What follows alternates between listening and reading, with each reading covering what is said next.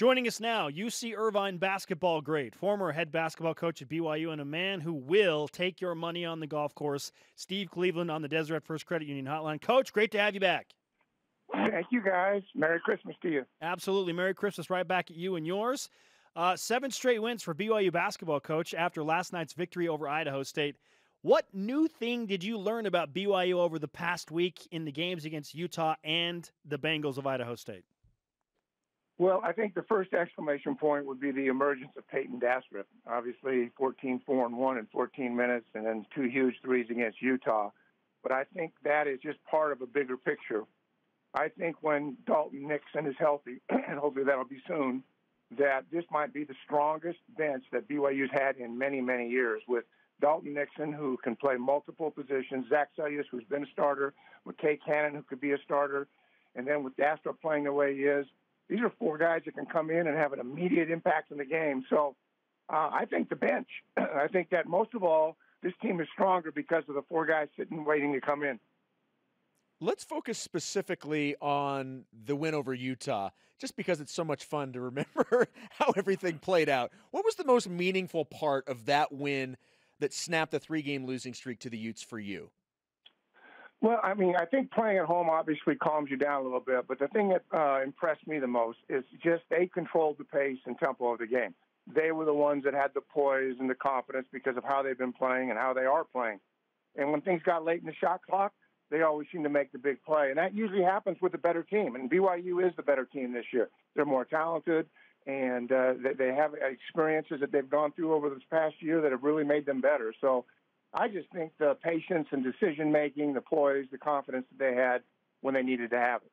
BYU will close out non-conference play against 0-12 Texas Southern, but I already cautioned BYU Sports Nation fans to not look past Texas Southern because they've played the hardest schedule in all of college basketball, 12 true road games. What do you expect BYU to do against a team that is understandably hungry for a win?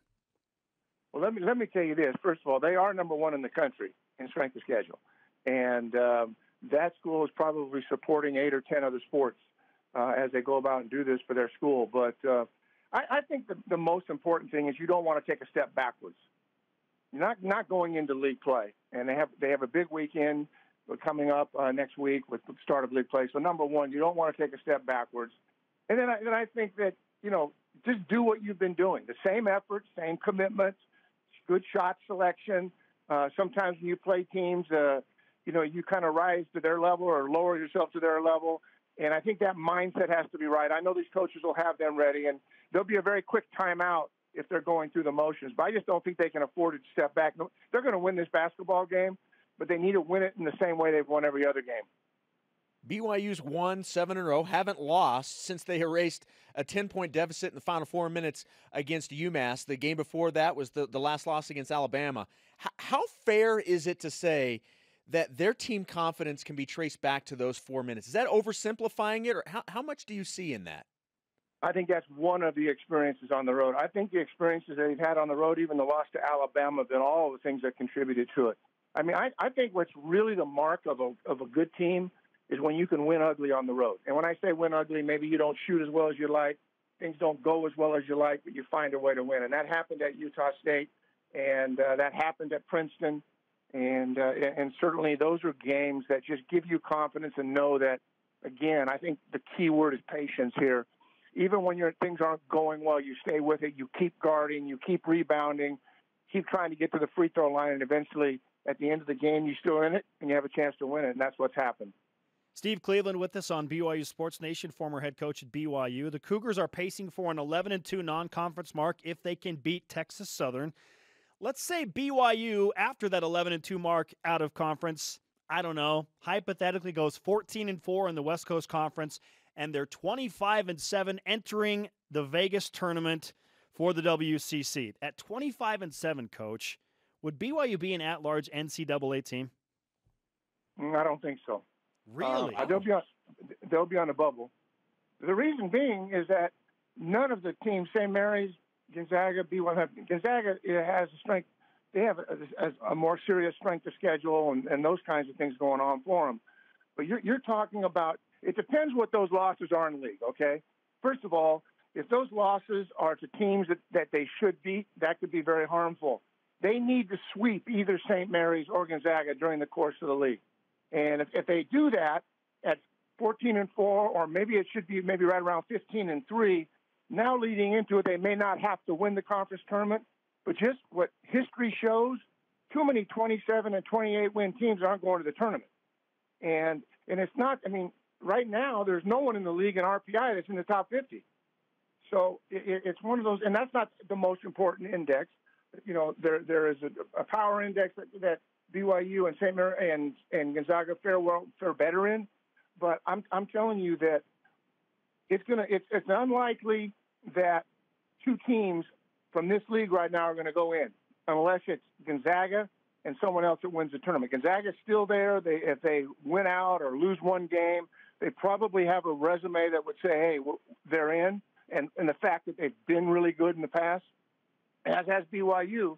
But I think it's going to take more than that. I just don't think they have an at-large lock until they maybe get to the semifinals or maybe even have to win the league title in the conference tournament.